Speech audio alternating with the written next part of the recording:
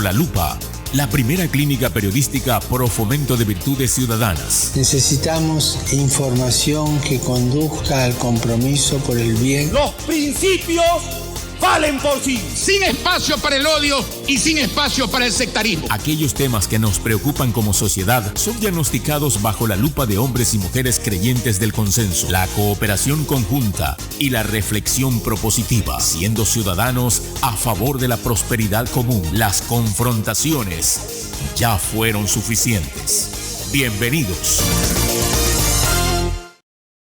Sentido saludo, querido, dice la Clínica Periodística Bajo la Lupa. Hoy comparece la doctora Andrea Gómez Ayora, quien está haciendo su doctorado en la Universidad de Chile en Salud Pública y en Epidemiología. Bienvenida a Bajo la Lupa. Buenas noches, muchas gracias Javier por la invitación. Un gusto poder compartir con usted esta noche y conversar sobre lo que está pasando en nuestro país. Usted está en Chile. ¿Cuánto tiempo en cuanto a uso horario está? Acá es una hora más, es decir, acá son las 8:50 de la noche, sí. Yo estoy en Chile y estoy en Santiago de Chile, en la capital. Antes de entrar ya de lleno a la entrevista, y quiero abusar de su generosidad lo más que se pueda en ir disgregando los temas, y quién mejor que quien le habla, usted experta en el ámbito médico. ¿Cómo está la situación en Chile a breves rasgos? ¿Qué está ocurriendo respecto a las restricciones y cómo se está manejando la famosa curva de contagios? Ya, en el caso de Chile, tenemos una población un poco, en cantidad un poco similar. Acá son 18 millones y en el Ecuador 17 millones de habitantes, un poco cercano. Los casos acá llevan 14.365. Hay una diferencia de que en el caso de Chile, los primeros casos fueron durante la primera semana de marzo y ha habido una reacción bastante rápida por parte de la vigilancia epidemiológica acá y han tenido cercos epidemiológicos, es decir, ellos han seguido a los casos y sin embargo todavía tienen un aumento de casos cada día. Ellos no manejan la cuarentena a nivel nacional, sino a nivel local, dependiendo de los números de casos. Cada país ha tenido diferentes acciones y reacciones frente a la enfermedad. No se sabe qué va a pasar en los siguientes días, se espera que no aumenten tantos casos, ya que ha existido cuarentenas y ha existido cercos epidemiológicos. Se espera que tengan un efecto positivo frente a la disminución o al no aumento tan alto de casos. Totalmente claro. Nos adentramos en la realidad del Ecuador. Hoy las cifras, 64.558 muestras tomadas, 24.258 confirmados, usted lo dijo hace un momento, 26.703 descartados, 1.189 recuperados, 871 defunciones por COVID y 1.212 defunciones con probable COVID. Súmele a eso el comunicado del Ministerio de Salud Pública reciente, en donde manifiestan, y la ministra Romo hoy también lo aseveró, que las cifras a nivel nacional cuentan con las muestras para COVID, tanto de pruebas rápidas como de las PCR, mientras que la data provincial solamente con PCR. ¿Cuál es su visión de lo que está ocurriendo en Ecuador? Bueno, yo creo que uno de los problemas que hemos tenido como país ha sido este manejo de los datos, ¿no? Que no nos ha quedado muy claro, especialmente si los días anteriores había esta suma tanto de pruebas rápidas como de pruebas con PCR. Entonces, esperemos que al menos en estos días próximos podamos tener esa claridad de que a qué nos referimos, cuántos pertenecen específicamente a pruebas rápidas y también a pruebas PCR. A nivel internacional, la prueba confirmatoria es la prueba de PCR. Las pruebas rápidas no son pruebas confirmatorias, por lo tanto, queda esa duda realmente si sumar al total de casos, ya que no es una prueba confirmatoria, sino únicamente las PCR. Yo creo que una de las desventajas que tenemos, no solamente en el Ecuador, sino en todo el mundo, es que no tenemos una capacidad de testear a todas las personas con PCR. Además que es una prueba que tiene una demora en la entrega de la respuesta, pero es una prueba que ha mostrado una alta sensibilidad y especificidad, es una prueba confiable y es una prueba que puede dar un diagnóstico confirmado. Las pruebas rápidas no. Para la audiencia que está escuchando esta entrevista, ¿cuál es la diferencia entre las pruebas moleculares PCR y las pruebas serológicas de antígenos o anticuerpos? Para que lo podamos desde allí tener claro ese concepto e ir avanzando un poco. Creo que hay la información actual en nuestro país y en varios países de Latinoamérica no está siendo cooperada en cuanto a su difusión con los medios de comunicación que tenemos de manera consolidada y agresiva, y probablemente allí esté trabado el tema en cuanto a que no sepamos diferenciar una prueba de la otra. ¿Para qué sirve una prueba de la otra? Por favor. Ya, en el caso de las pruebas PCR, son pruebas capaces de detectar el virus, es decir, el material del virus, observar el virus y saber realmente que estamos hablando del virus SARS-CoV-2. En el caso de las pruebas rápidas, estas lo que detectan son anticuerpos, por lo tanto, cuando ingresa un virus, una bacteria en nuestro cuerpo es capaz de producir anticuerpos, es decir, defensas para atacar a este microorganismo. Entonces, lo que hacen estas pruebas rápidas es detectar estos anticuerpos. Y ahí está la diferencia con el PCR, porque va directamente al virus. Nosotros también podemos crear anticuerpos frente a otros virus. Por eso es muy necesario e indispensable ver cuál es se le denomina sensibilidad y especificidad de cada prueba rápida. Es decir, ¿qué porcentaje de confiabilidad nos da la prueba? Si es que tiene un porcentaje muy alto, estamos hablando de que nos está dando información sobre posiblemente una infección por el virus del SARS-CoV-2. Pero si es que tiene una sensibilidad, por ejemplo, muy baja, de un 30, de un 40%, nos queda la duda de realmente nos enfermamos por el virus o por otro microorganismo. Ese es el problema que hay con las pruebas rápidas al momento. Se espera que ojalá pudieran mejorar la sensibilidad de la especificidad en el futuro y puedan ser pruebas que nos confirmen un caso. Pero al momento, con la información que hay, con los estudios que hay, no son capaces de darnos esa información como nos da una PCR. Otro problema que... Sí, adelante, por favor. Otro problema. Por eso estas pruebas deben estar acompañadas, obviamente, de un buen diagnóstico de una persona que pueda manejar esta información, pero a la vez poder tener una prueba confirmatoria. Otra situación es que muchas veces las personas que tuvieron la enfermedad, el virus se eliminó del sistema y por lo tanto ya no puede ser detectado con una prueba PCR. Y ahí es cuando nos puede ayudar estas pruebas rápidas, pero sin embargo, sabiendo esto, para saber qué sensibilidad y especificidad, estos dos criterios, tiene una prueba, hay que hacer una prueba piloto.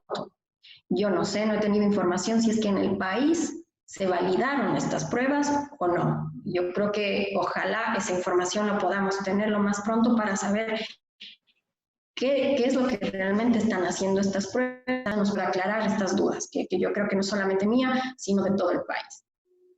El viceministro de Salud hoy, en el anuncio que hacen diariamente el gobierno nacional, manifestó, abro comillas, se han hecho miles de pruebas rápidas.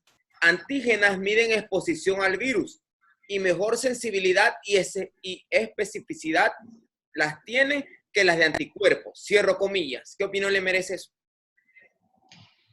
Bueno, del conocimiento que tengo yo, al menos las pruebas rápidas que están en Ecuador miden los anticuerpos, si es que no me equivoco. Realmente tendría que leer detenidamente a qué pruebas se está refiriendo el viceministro y también ojalá nos puedan indicar la ventana en la cual se están aplicando estas pruebas, si es una persona con síntomas o es una persona que ya no presenta síntomas. Ahora, o es una persona sintomática. Desde lo general, hay las pruebas de antígenos tienen mayor especificidad y sensibilidad que las de anticuerpos o no? La PCR tiene mayor sensibilidad y especificidad porque detecta el virus. Claro, y entre las pruebas rápidas, las de antígenos y anticuerpos. Entre las pruebas hay una variedad muy grande de las pruebas que detectan estos anticuerpos. Las inmunoglobulinas, tanto la IgG como la IgM, que tienen su momento en el cual aparecen en el cuerpo y estas pruebas las identifican. Una persona que tiene síntomas al día 1 o 2, entiendo yo que debe de tener un acompañamiento y valoración médica.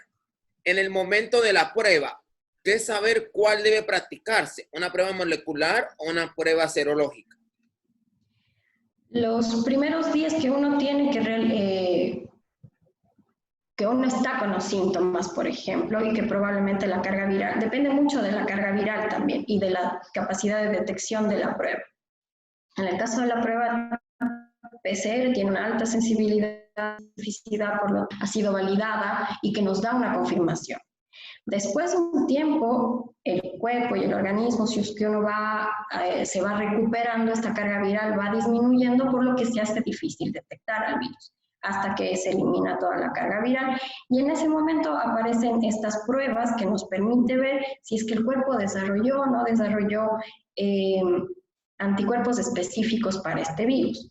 Pero como le comentaba al inicio, todavía esa confiabilidad, esa validez tan alta como tiene la PCR, las pruebas rápidas al momento, al menos las que existen, no tienen ese mismo nivel de validez. O sea, uno pudo realmente haberse infectado y haber desarrollado una inmunidad, pero dependería de estas características de realizar una prueba de validación para saber cuál es la confianza que yo le puedo tener a ese resultado. Ahora, hay muchos inmunólogos y hay muchas personas muy capaces de poder dar esa información directamente a la persona. Lo que recomienda la Organización Mundial de la Salud es utilizar este tipo de pruebas para investigación, no todavía para un diagnóstico individual. Eso es lo que se sabe hasta el momento.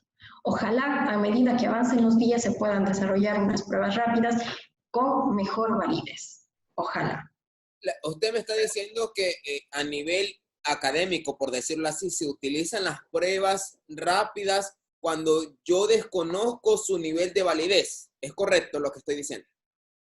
Cuando yo desconozco, exacto, primero tengo que realizar una investigación, validar esa prueba y conocer qué es lo que pasa en mi país. Por ejemplo, en Ecuador, llega un grupo de pruebas rápidas. Un grupo de investigación que va a aplicar tiene que ver cuán válida es esa prueba en la población. Y a partir de ello, aplicarla. Pero lo que recomienda la Organización Mundial de la Salud en este momento es solamente utilizarlas en términos de investigación. Entonces, ojalá y el gobierno pudiera aclarar si es que se realizó esta validación de la prueba y cómo se la está utilizando. Si se está utilizando para investigar cuántos casos posibles hay o se está utilizando para diagnóstico individual. Eso es lo que no, al menos yo no he podido observar con claridad con la información que hay hasta el momento. Si se estuviera dando la segunda opción que usted cita, que se esté diagnosticando, sería médicamente inadecuado. Desde mi punto de vista, sí. Si es que no hay una validación de la prueba, sí. ¿Es insuficiente la información de la ARSA y del Ministerio de Salud en cuanto a las pruebas rápidas, los proveedores y quién les certifica a nivel de organismos internacionales? ¿Es insuficiente aquello hablando de validación de las pruebas rápidas? Exacto, todavía sí. Probablemente lo hicieron internamente, probablemente están con un equipo calificado para manejar esa información, pero yo no la conozco. Perfecto.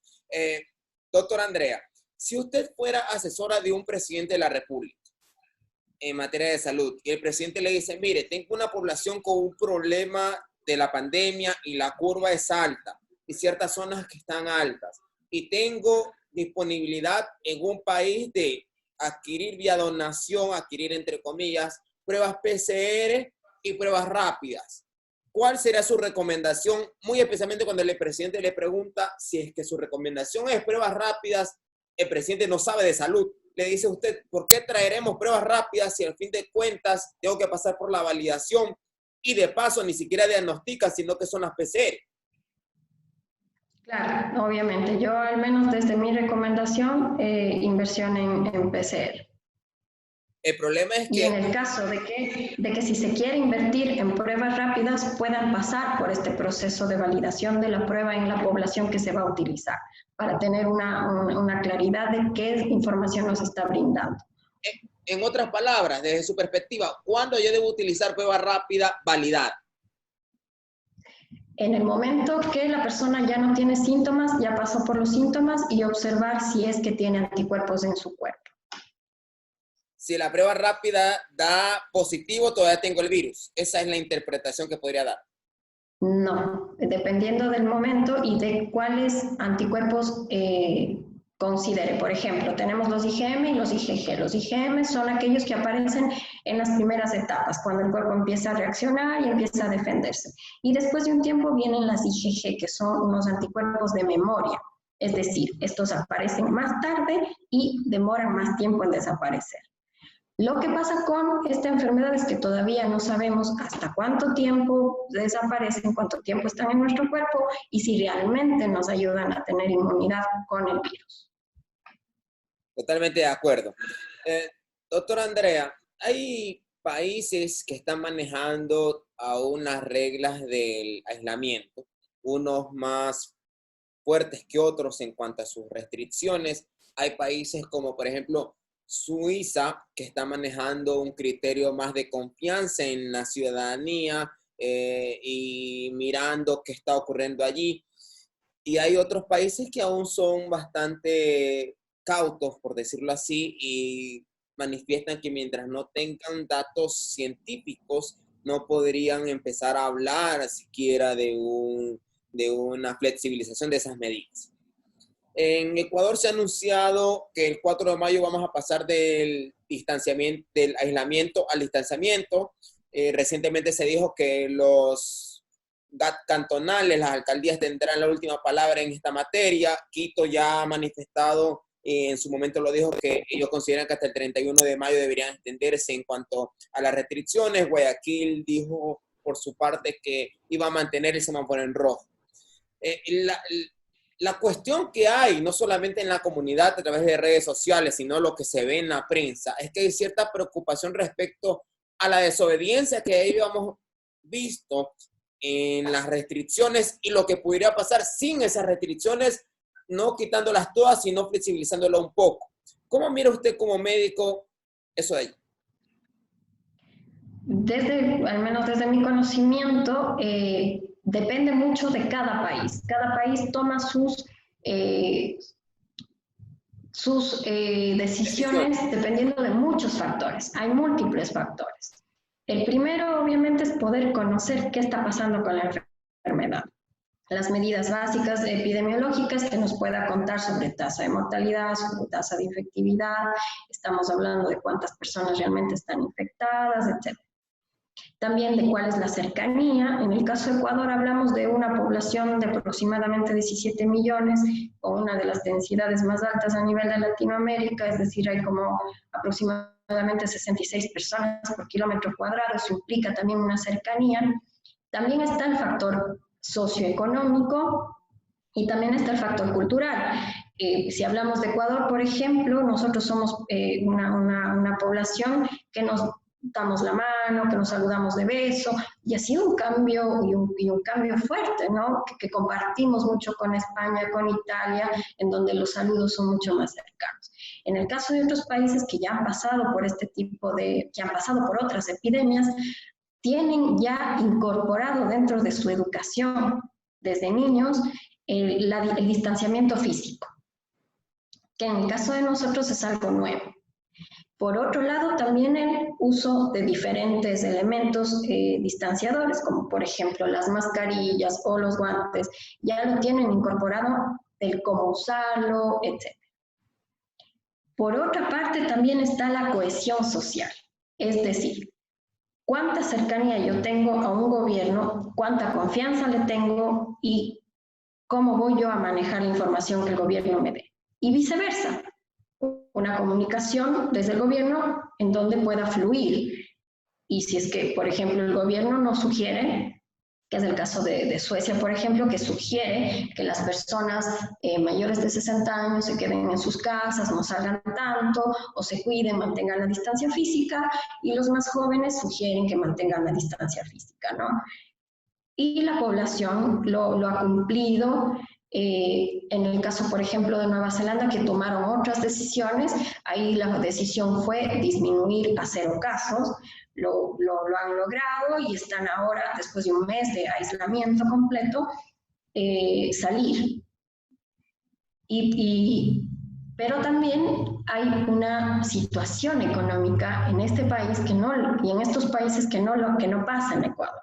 Estamos pasando por una crisis económica, una crisis social ya desde el mes de octubre, que ha hecho que esta cohesión social no sea tan fuerte y que tampoco se está discutiendo, al menos yo no lo he visto, de qué manera el gobierno se puede acercar a la población de tal manera que mutuamente nos podamos ayudar, ¿no? Y que esas sugerencias se puedan cumplir en toda la población. También hay otros factores, la necesidad de alimentación, la necesidad de salir a trabajar, porque vivimos realidades económicas diferentes. Y en Ecuador hay también una brecha entre aquellos que pueden quedarse en casa y que pueden costearse también esa cuarentena y quienes no.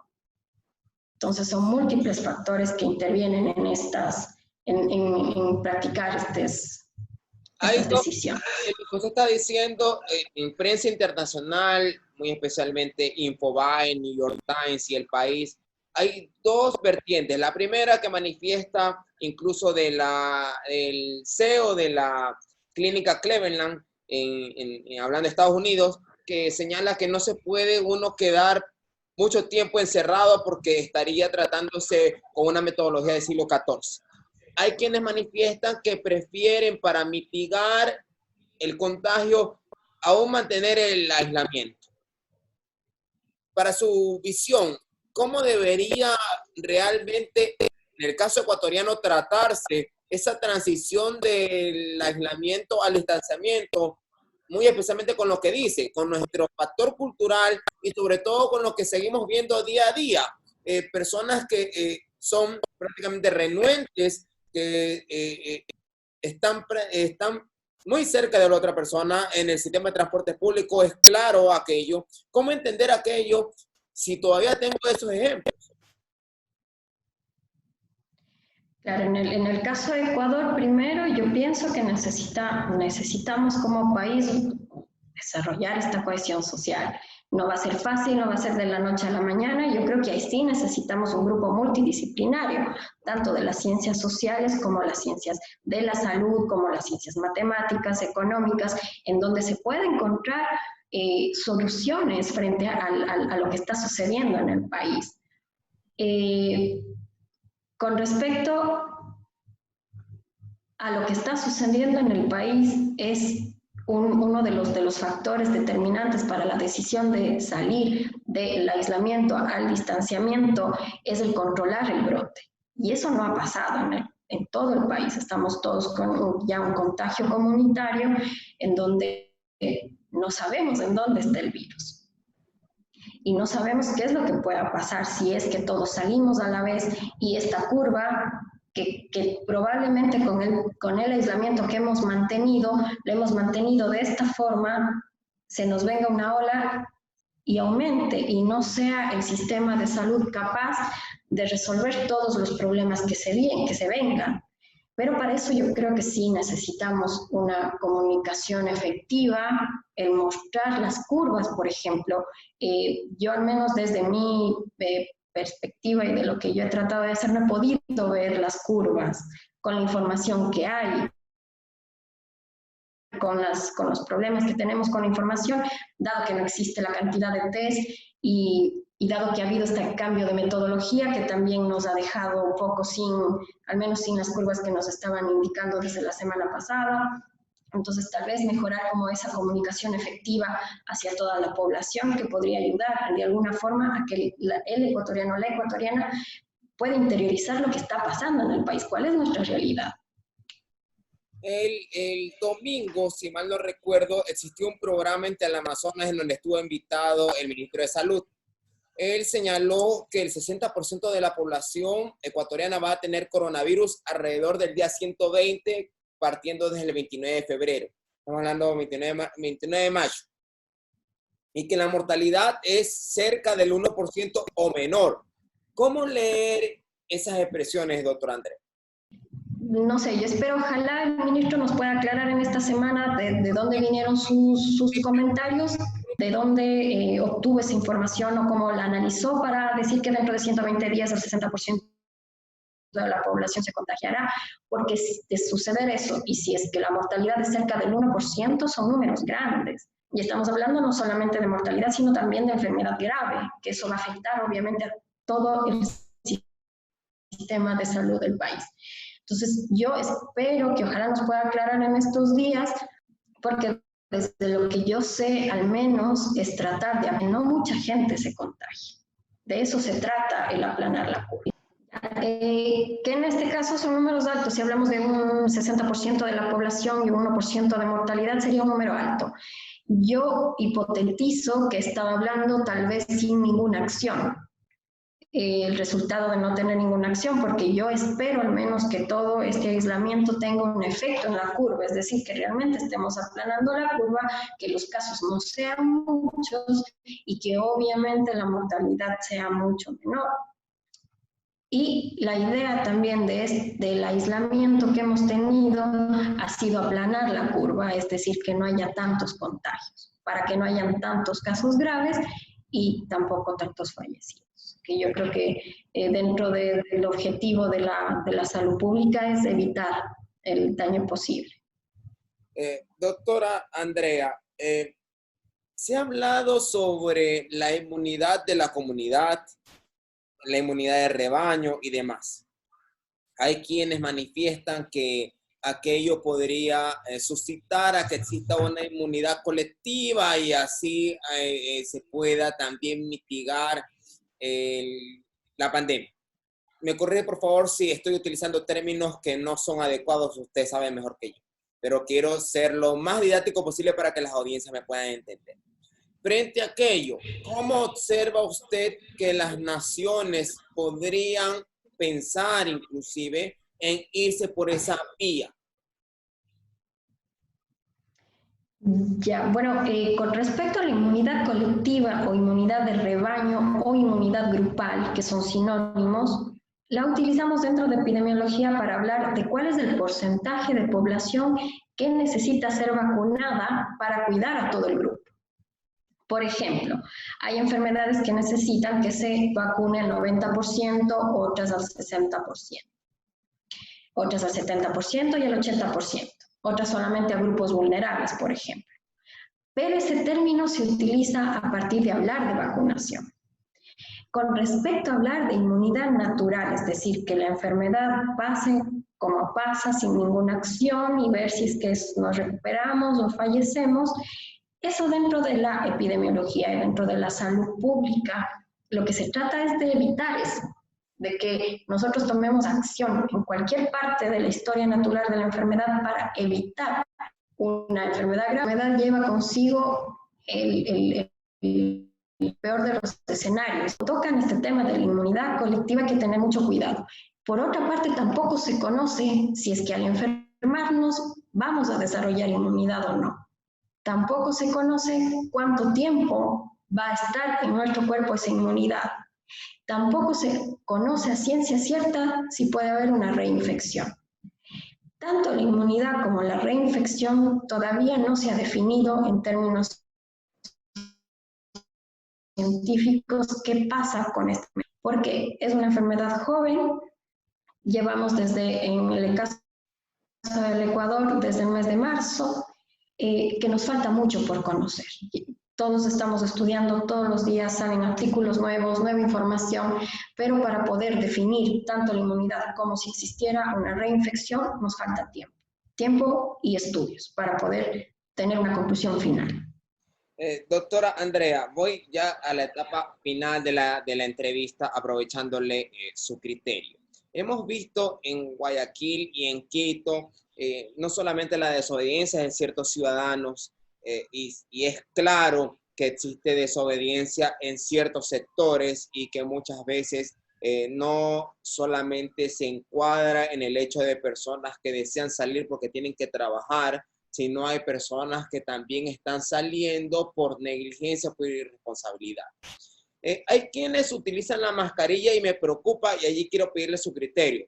Por un lado, todo tipo de mascarilla funciona, inclusive las nacionales que se están haciendo o quienes hacen de tela de manera artesanal, por así decirlo. Por otro lado, ¿qué ocurre con las personas que tienen la mascarilla pero la usan por debajo de su barbilla? Se la usan solamente hasta el labio y no se cubren su nariz.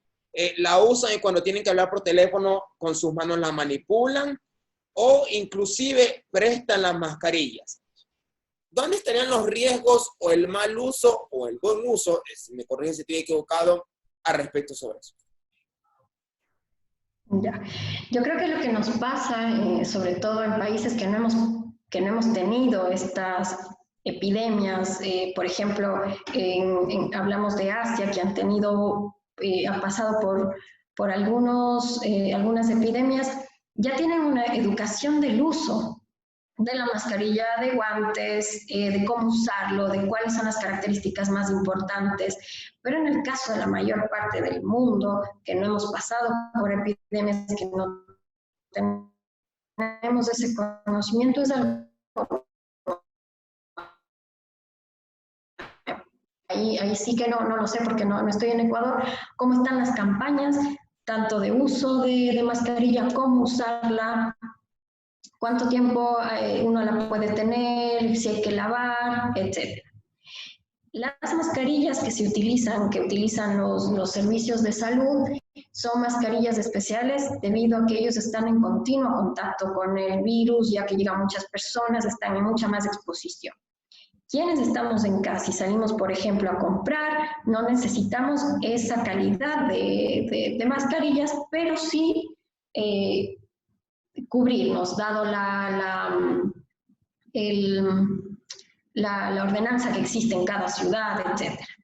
¿Qué pasa con la evidencia que dice la ciencia sobre el uso de la mascarilla? Todavía no ha llegado a una conclusión.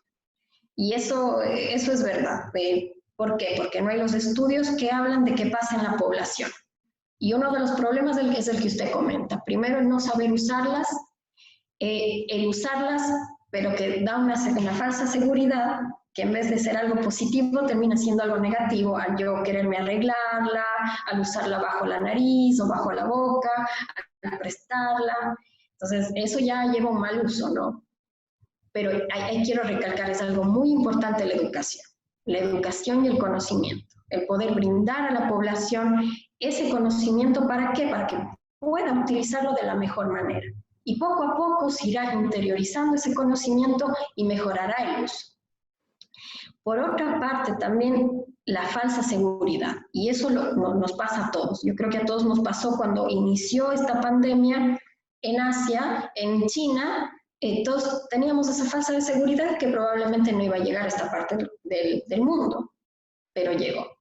Y el momento que llegó, quienes tal vez estamos en una edad mucho más joven, decimos, bueno, a mí no me va a pasar, o si me pasa, no me va a pasar nada. Y es una falsa seguridad. ¿Por qué? Porque sí, hay casos en gente de todas las edades, hay casos graves en todas las edades, y hay casos más graves, hay mayor cantidad de casos graves en edades adulto mayores, pero no significa que no haya casos graves en el resto de grupos de edad. Por lo tanto, para poder quitar esa falsa seguridad que todos tenemos, es necesario la educación, la comunicación. Una comunicación directa, una comunicación veraz, que pueda educar a la población, de tal manera que pueda interiorizar ese conocimiento y pueda ponerlo en práctica.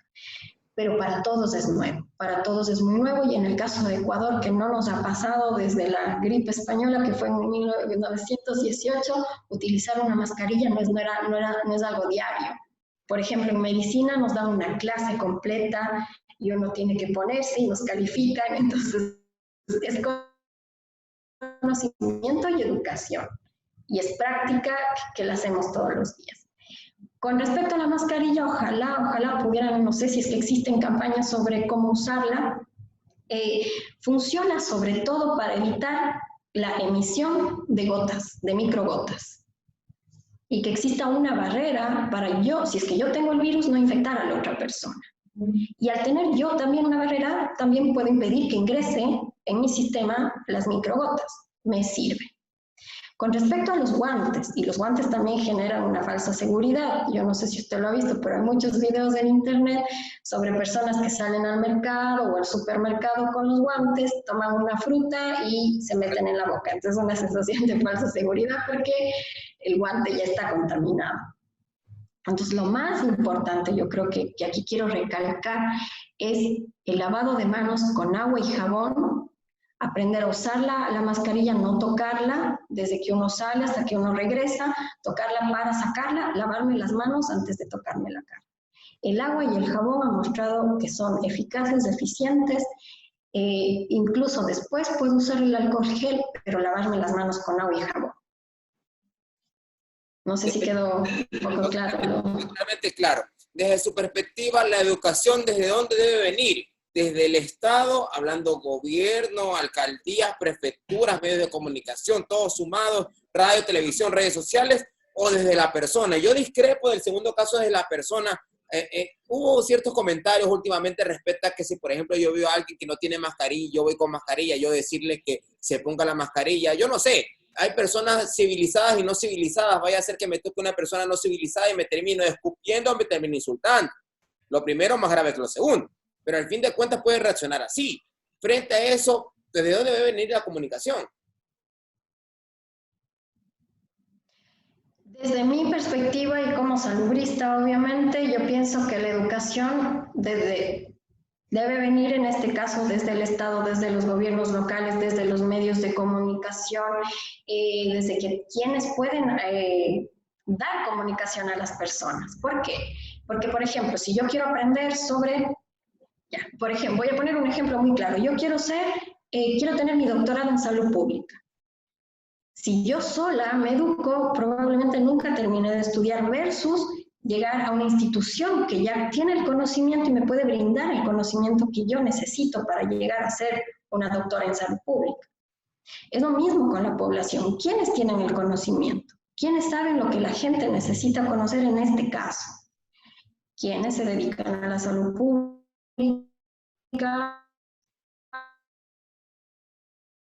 Por medio de los estados, por medio de los gobiernos locales, medios de comunicación, porque van a poder brindar la información precisa y exacta que necesita en este momento la población.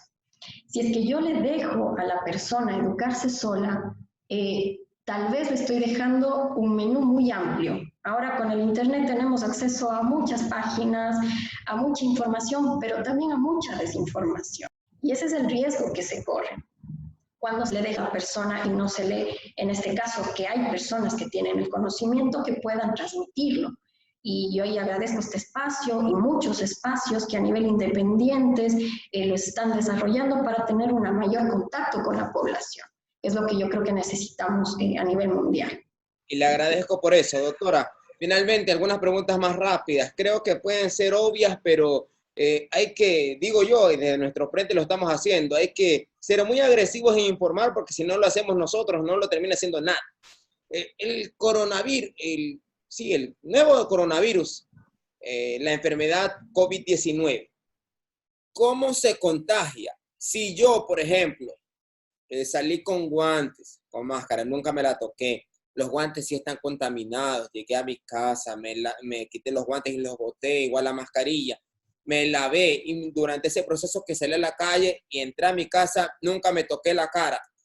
¿Estoy en riesgo alto de contagio o no me voy a contagiar? No, en ese caso está con un riesgo bajo, si es que tuvo todos los implementos todo lo que haya tenido contacto con el exterior, la probabilidad es muy baja o casi nula. La probabilidad es mínima o casi nula de un contagio. Además que, bueno, todavía no se conoce la cantidad de virus que debería ingresar para que uno se enferme. Pero si es que yo cumplo con todo, me lavo las manos, no me toqué, no ingresó ninguna microgota, no hubo ninguna forma, no me voy a contagiar. Si yo, por ejemplo, no voy con guantes al supermercado, voy con mi mascarilla y en alguna de mis manos tengo un corte y llegué a tocar una superficie que está contaminada, ¿hay riesgo de contagio? No, hasta el momento no. La única forma que se conoce, y bueno, ya han pasado bastante tiempo como para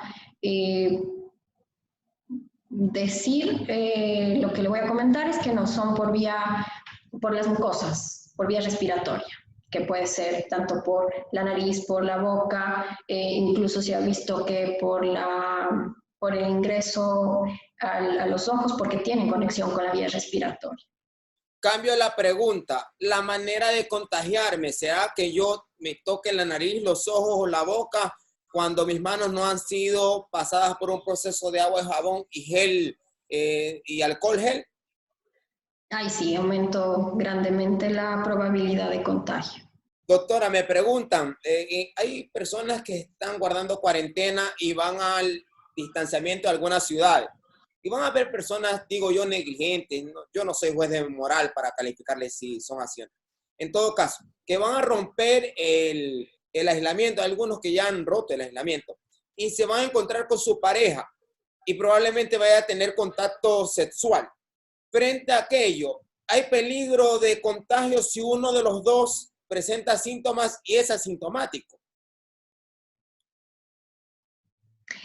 Bueno, si es que se besaron, sí, es muy probable, incluso sin tener un contacto sexual antes, sí.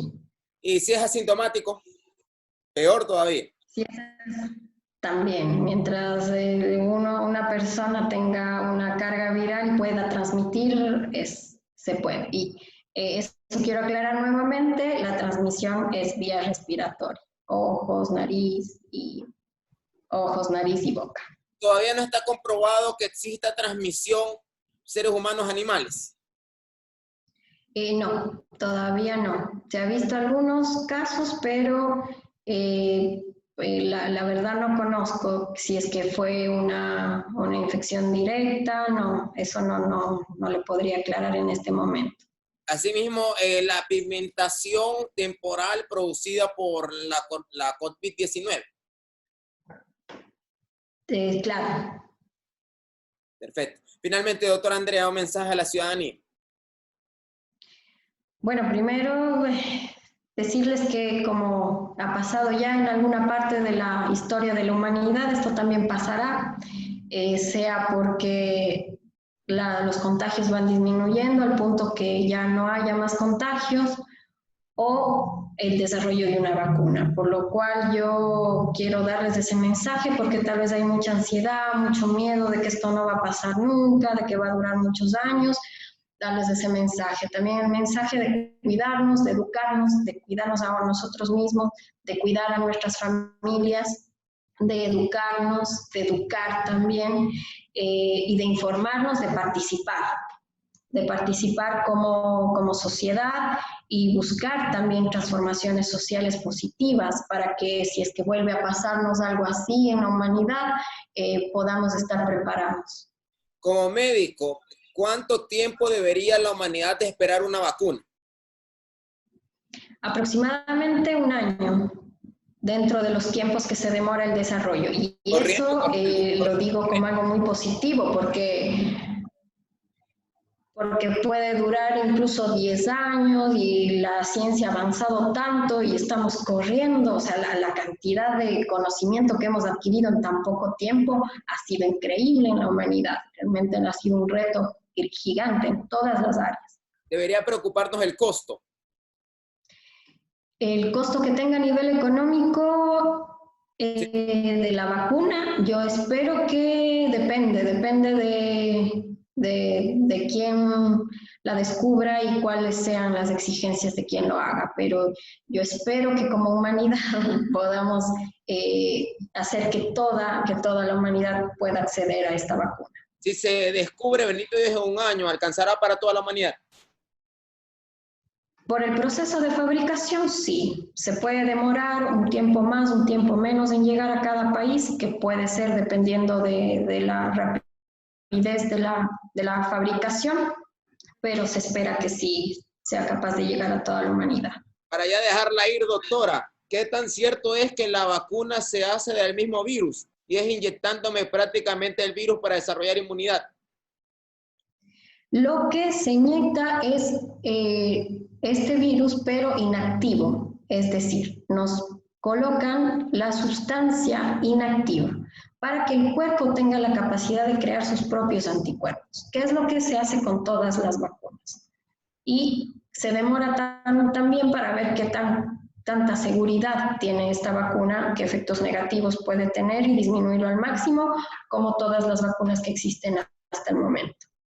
Gracias, doctora Andrea Gómez Ayora, doctorando en Salud Pública y Epidemiología en la Universidad de Chile, por comparecer a la Clínica Periodística Bajo la Lupa. Le quiero comprometer posteriormente a seguir analizando un poco más lo que va ocurriendo a medida de que o medidas cambian o se toman otras decisiones, o inclusive no se toman decisiones y la ciudadanía se empieza a comportar de modo distinto al deseado, y mirar también qué dice la OMS y cómo actúan esos casos de éxito que hemos tenido, como por ejemplo Corea del Sur y Nueva Zelanda, que prácticamente no ha ido por la mitigación de la curva, sino a eliminar la curva, y ahora sí pueden decir que le han ganado la batalla a este virus. Así que muchas gracias, doctora Andrea Gómez, y que Dios le bendiga en todo lo que está haciendo, y pronto retorno al país cuando todo esto pase, bendito Dios.